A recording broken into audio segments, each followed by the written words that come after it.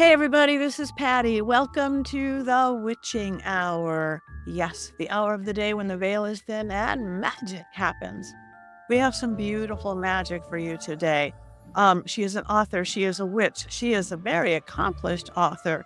The one and only Michelle T, who has a brand new book out, Modern Magic. Welcome, Michelle. Thank you so much for having me. You match your book. Right This now, look, I got a manicure too. Fabulous. Well, thank you so much for coming on. I just got this in the mail. I'm going to read this on the plane this weekend, going to Massachusetts, Mhm. actually. But tell us a little bit about this book.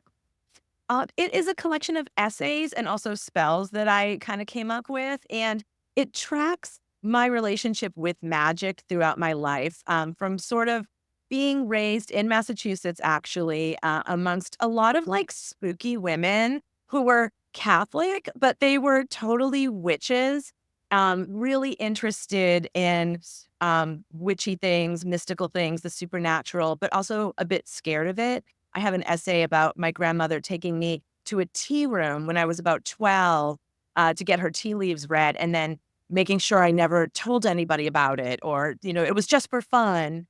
But she really introduced me to this world and I would return on my own to that tea room, throughout my teenage years. And, just being a teenager, a goth teenager in the 80s and finding tarot, finding occult stores with my friends, and really beginning a kind of DIY practice that has changed throughout the years, but also really stayed pretty strong.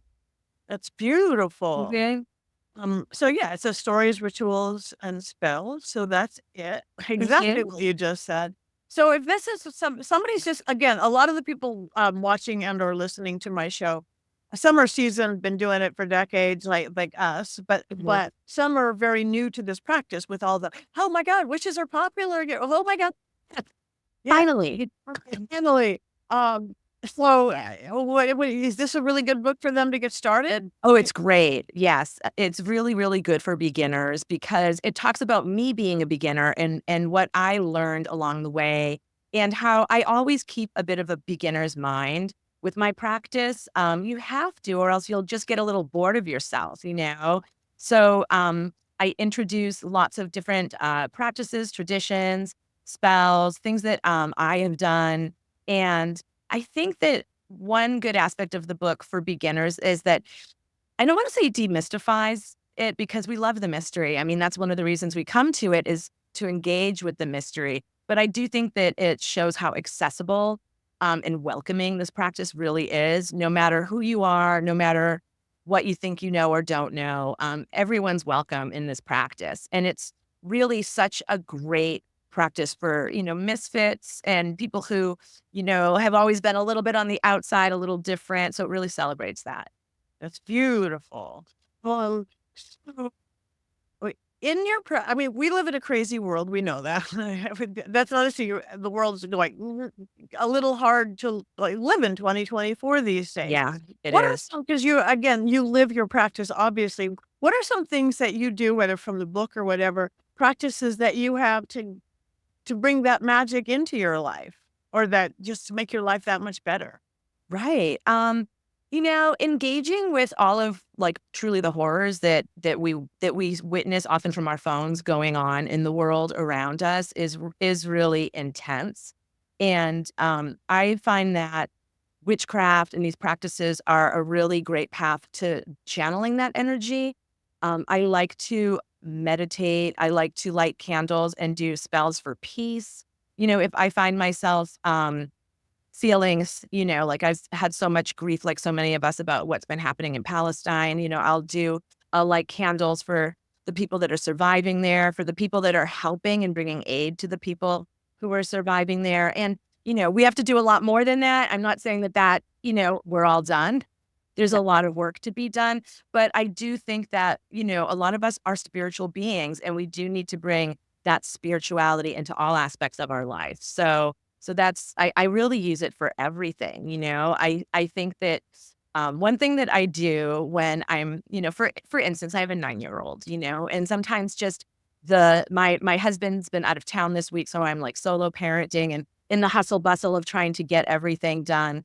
I'm making his dinner and I'm just sort of like frustrated. I want it to go faster. And you just chill out for a second and you're like, this is actually an opportunity for magic. Like all of the moments in our life are. And, here I am using different, things, different herbs, which have magical properties. I'm using my energy and like I can actually make this a bit of a ritual and infuse my love that I have for my child into this. So I feel like whenever you're having a moment, feeling a little stressed, like you can do like spot magic with whatever you have, even if the only thing you have is your own energy. Yeah, I agree wholeheartedly. Actually, dealing with that today as we're taping. Again, which way you stir your coffee, what you're going to put into it. We have my house is blowing up with gas leaks and all sorts Oh, of. My yard is being dug up. I'm I'm so in sorry. town and I'm going out of town. So my poor husband, the Leo, is trying to deal with it. And not pretty well. And like about a half an hour, he's like, "I can't take it. I can't take it." Like, and I just went, "Wait, you can choose that, or you could choose something else." And not that in that moment they're going to be real happy about saying you don't have to choose to blow up to live. It's like go water a plant or something, and then we found out our water was turned off. But That's like next level yes, when you really hit with that, I don't like to bright side things either, I don't like to use magic or spirituality for that either. I mean, sometimes you really do have to lean into the sort of what the vibes truly are. And sometimes the vibes are challenging, they're hard, they're heartbreaking. But even in those moments, you can connect with that energy and you can bring a sort of sacredness, a sacred moment to it. It doesn't necessarily, it's not always about making yourself feel better. But I think even being honest with yourself and taking a moment to feel feelings or to see life on life's terms, there is magic and a sense of sacredness in that. right. And I see again the little bit I've got to look through you.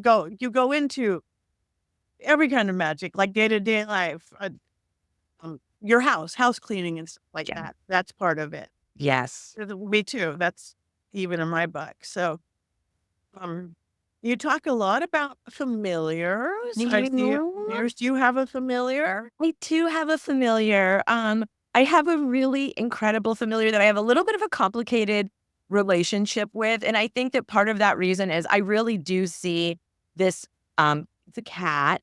His name is Birthday Rainbow. And I really see him as an autonomous creature. He's his own creature. And I'm so grateful that he came into my life. He literally walked in my front door on my child's third birthday and my child was at the door. We were leaving to go to his party, and him and his cousin, also 3 years old, both were like, they love cats. And they were like, what? And they lifted up this cat, and I started freaking out, like, oh my God, this cat's gonna bite your face. He was so mangy. I'm like, what are you doing? But he was just like so chill and looking around and being like, oh, who are you guys? And he just has the most wonderful laid back attitude.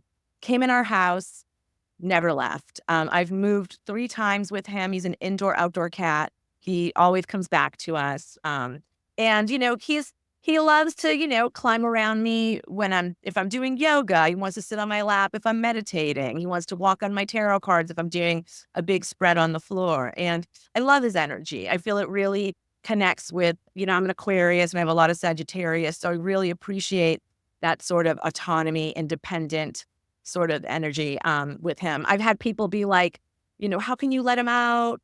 There's coyotes. And I'm like, he's a stone cold killer. He's, the coyote better be afraid of him. And, I obviously don't want him to be eaten by a coyote. If and when that day comes, it's going to be a very sorrowful day in my home and in my heart.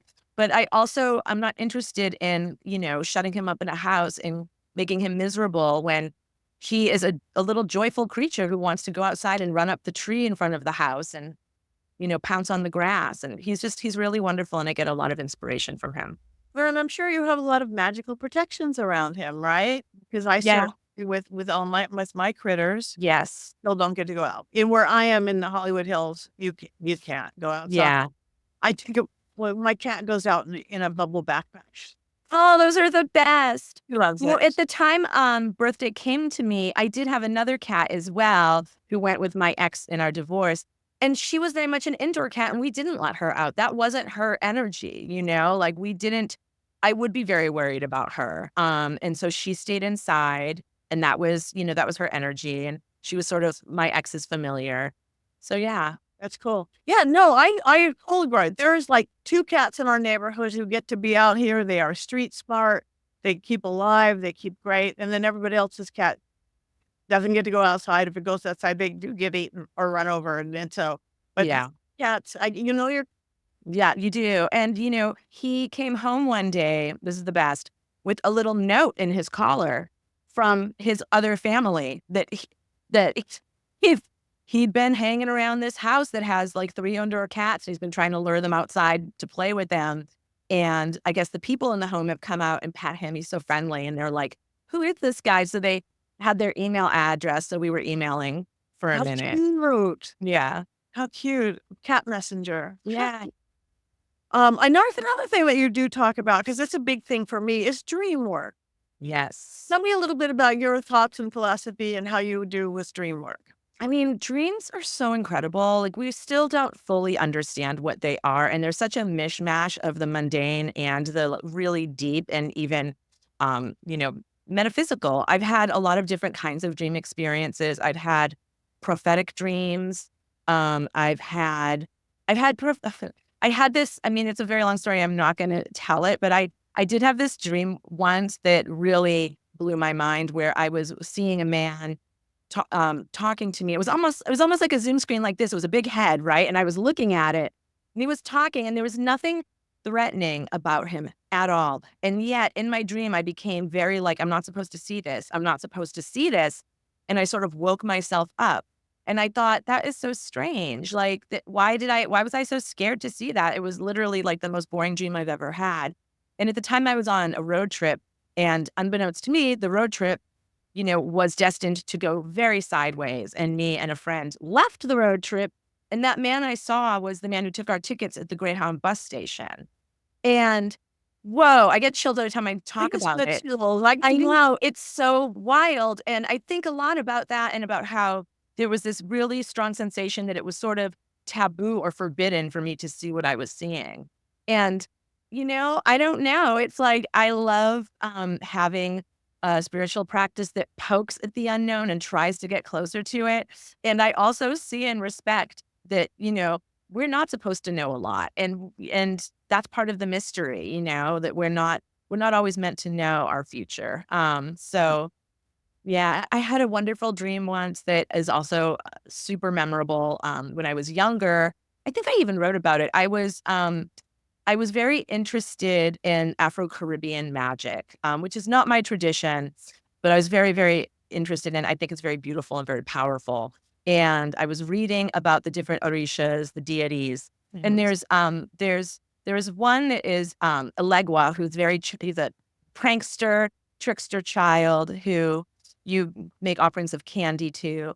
And I was going to bed one night and I said, I would like Elegua to come to me in my dream. I would like to understand more about the nature of Elegua. And I had this incredible dream. I lived in San Francisco at the time. And in my dream, I was in town. I was walking through the Mission District very late at night. And it was all set up for Carnival, which is a big, Latin celebration, Latinx celebration. And in the middle of the street was a boxing ring and there was going to be a match. And I thought, oh, this is cool. I want to see this. And in my hands, I had this bubble gum that I used to be really obsessed with when I was a teenager, this like very colorful gumballs. And this man walked up to me. He was a Mexican man. He was short. He was stocky. He kind of had like acne scars on his face. And he said, hey, can I have a piece of your gum? And I said, sure. And I handed it to him and he said, my gum. And I went, oh, ha, ha, ha. No, just take a piece and give it back to me. And he said, no, it's my gum. And I was like, hey, man, that's not cool. That's my gum. And he just laughed and walked away with my gum. And I looked down at my arms and they were filled with roses. I was holding huge bouquets of light pink roses. Wow. I know. Chills again. Oh my God. Yeah. So there's so much you can do in dream work. You can ask for guidance. You can ask for messages. You can ask to get closer to different energies and deities that you're interested in or attracted to. So when I do workshops, I do a workshop called Writing for Witches, and so it's a writing workshop, and it's also a lot of these practices. And I always have people keep a dream journal. Good. That is good. Yeah. Do you have certain ritual or techniques you have people do? I have people put a glass of water and then set that intention into that to do dream Oh, work. I love that. And then you have them drink the water, No, I don't have them just have them keep it there.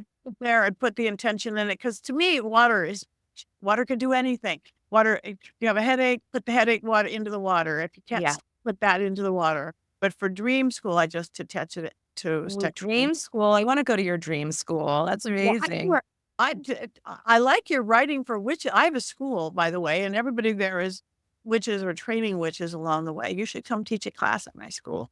I would be honored. University Magic is it's all Zoom like this. It's international. It's Yeah. fun. I started it because I didn't know how to say no a few years ago.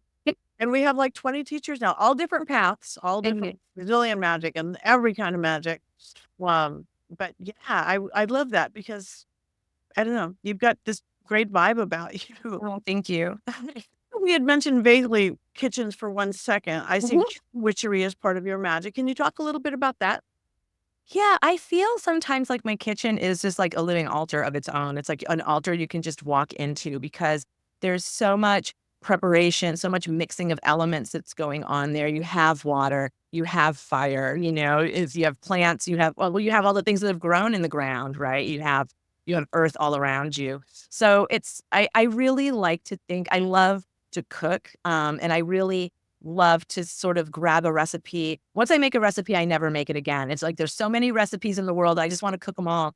So I'll see it as a bit of a ritual, and I'm doing this, trying to craft this thing with intention of being of service to my family, the people I love, my husband, my child. My elderly mother lives with us, so yeah, and you can do that. I wrote a popcorn spell once. Like it doesn't have to be a giant production, although that I think it's really fun when it is. But it can be very simple, it can be about nourishing yourself, giving yourself pleasure, and being really aware of what are the properties, traditionally of these different things that you're using, and how do you want to sync up with that? How do they sort of blend with your intention? How does salt as a purifier, right, work with the intention you might have? Or pepper as something that brings spice, or something that brings sort of something possibly edgy or sexy. Like, what do you want to do? And how can the food in your kitchen help you sort of, keep your intentions in mind and keep furthering it, keep putting that energy out into the world, and then you eat it, you get to eat your magic, which I think is really powerful and magical. Yeah, I think that's the most powerful because it's worth burning a candle, great, burning herbs, great, great. Yet eating, doing that, and then eating it is amazing. Yes. Yeah, I agree wholeheartedly. You did mention, and I haven't read it yet, so I don't know what it is, about a temporary altar or something like that. Mm. What is that? Well, I have a permanent altar that I work with and feed. But I make temporary altars in different places in my house sometimes, just for if there's a particular spell that I want to do or something I want to conjure, and maybe there's a particular room either that I want it to happen in, or it symbolizes, like abundance and nourishment can be very symbolized by the kitchen, right? So that's a great place to do that, to have a temporary altar, or maybe you'll end up keeping it forever. And also traveling, temporary altars when I travel are really important. I like to bring just like a small candle. I'll pick a stone that won't get, banged up on the road. I learned the hard way about traveling with crystals, and then brought them home and they're all, I'm wounded. But, there's always water that you can get. You can always represent the elements and while you're traveling. And it's a way for me to just stay connected to my practice and also stay grounded. Yeah, yeah, me too. When you're not in a place that you're not grounded traveling, Yes. I do Yeah. a lot, and I do try to do the same. Here's a little Okay. again. Here's a little this. Here's on my Yeah. little Yeah. Yeah. um. I just had something in my head, and it completely went away. What is witch panic? Oh, I had a really fun time writing that, actually, and I think it shows. It's the piece I've been reading the most from the book. Um, the witch panic, I kind of did a little bit of a dive into the Malleus Maleficarum, which is the Hammer of the Witches, which is the document from the medieval era in Europe. that sort of is the root, really, of when things got really bad for witches, for folk magicians, for herbalists and midwives. Everybody who's practicing or adjacent, to this practice in any kind of way. It is the document that sort of blew up and really demonized witches, that made this connection. That it was the Catholic Church that did it, of course, and they made a connection between witches and the devil that I don't quite think was there before. And now, of course, I feel like, it's even embraced sometimes in a sort of like way, like, okay, well, bring in this, horny god. We'll throw him in the pantheon too. Much like the way you've misrepresented us. You probably misrepresented that guy too. And of course they have, because he's a derivative of the god Pan, and all of that. Yeah. So I wrote about the man who wrote the Malleus, and I was really tickled to find out that, he got his start try this one woman, Helena Schuberin, from this like little town Innsbruck, near like the Italy and the Alps, Italy and Austria. I don't know geography. That's not why I'm here. I'm not here for the geography. And the town really supported this woman, and she seemed incredible. And like the documents that they have of the things that she said to him, she was like, "Fie on you, you bad monk! Let the falling evil take you." Like, she was just cursing him in the streets and heckling him at his services, and he got run out of town. And I kind of imagined him like this 15th century incel who just hated women and just couldn't deal with the fact that, this woman got the best of him and was so seemingly beloved and supported by her community. And fired up from that, he went to the Pope. He got, he got the Pope to write the papal decree, that witchcraft is actually heresy and that people need to listen if a monk comes around, with these accusations. So he went back to bother this amazing woman again, and he unfortunately did succeed in getting her tried, but he lost. He lost the trial. It wasn't one of those situations. I don't know the methods that they use. It seems like it maybe wasn't quite as barbaric, hopefully, as what they went on to do. Because as we know, when they started, trying witches, the methods of the trial were torture that nobody could survive, or come out of. So this woman did, though, and once again, he was run out of town. They made him leave because he wouldn't stop harassing her. And then he wrote The Hammer of the Witches. And What? it's Oh, basically, it's all but dedicated to this woman. And, it's pretty, it's awful. And then there's parts of it that are so funny, where there's like, he's like, this was my favorite, witches will cause your penis to disappear and reappear in a nest in a tree. And then they will feed it oats, like a little, like birds. And it's just like, this guy had a wild imagination, or maybe times were different. Just magic was afoot in a little bit of a stronger way. oh yeah. Well, Go feed the penis, dear. yeah. That's there. No, I just got back from Pendle in the UK. I just did a whole witchy UK tour, and I mean, Well, compared, I mean, our Salem was bad enough, but that Pendle is 1 8 times. And what they did to these poor people, I, that- it's awful. And I claim a lot of those people in the book, even though, it's, historically, the way we look at it now is that, these people, it was just like it was a crazy panic, and these people were not witches, and they were just, tortured by women haters. Maybe they were different in some way. I still see them as kin, whether or not they were witches. I see them as kindred spirits and claim them that way. I do think a lot of them were probably practicing, the old folk ways, yeah. that they were trying to get rid of, and some probably weren't, but they were probably misfits in their community, and I really, call those people as kin as well. I do too. I do Yeah. too. Yeah, they were like the healers and the midwives. Yes. That Yeah. well, helping people and taking power. It's all about power.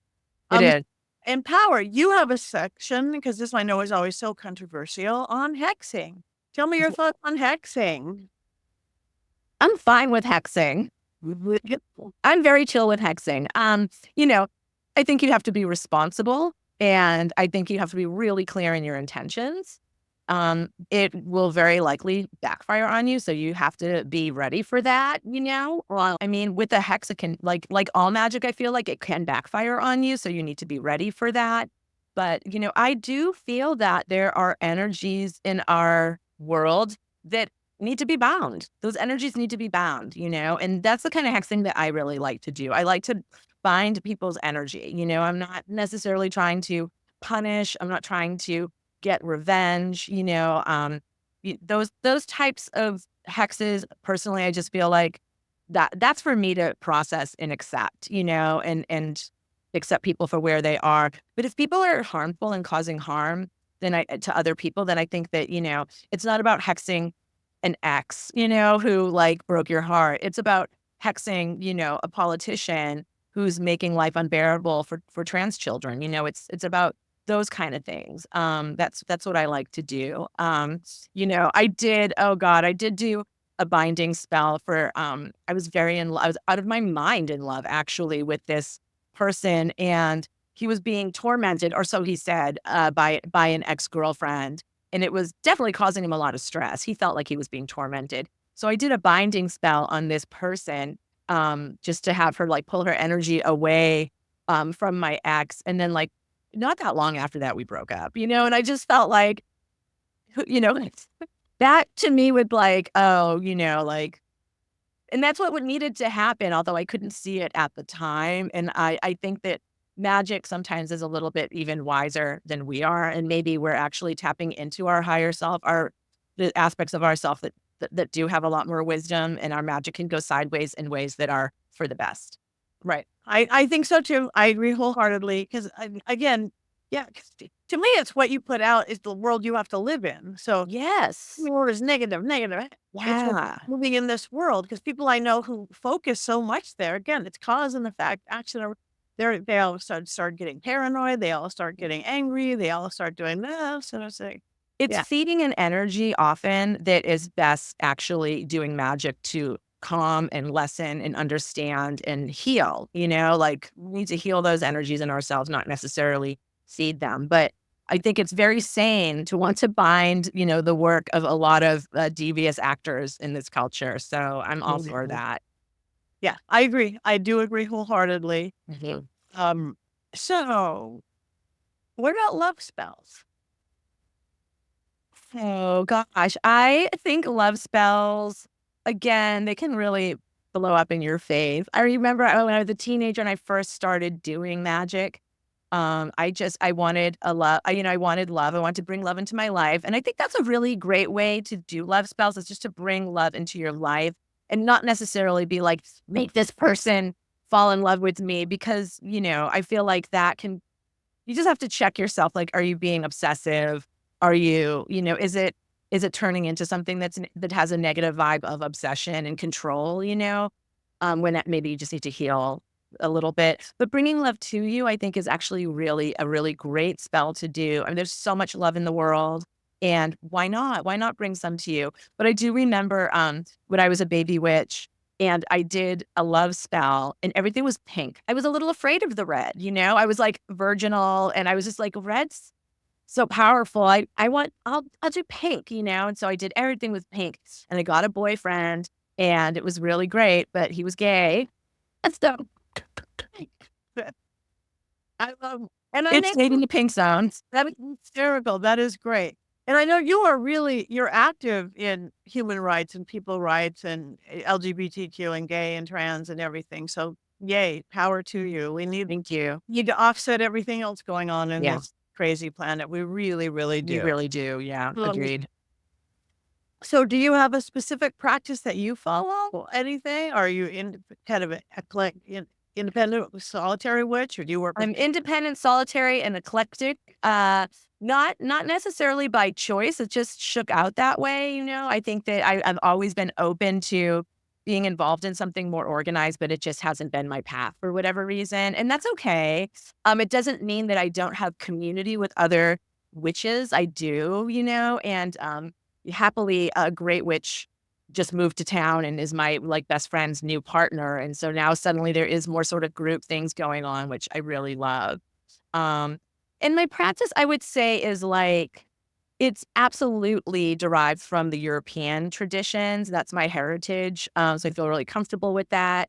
I also feel really comfortable tweaking it and, kind of using my own, I loved for a moment using when my child was younger, using his like little animal figurines, his animal toys like on my altar. And I love, just trying to think a little bit creatively oh, who's that? My dragon, he's Oh, excellent. right now. Oh, Yeah. I have animals everywhere. I yeah, charge that's 'em. so great.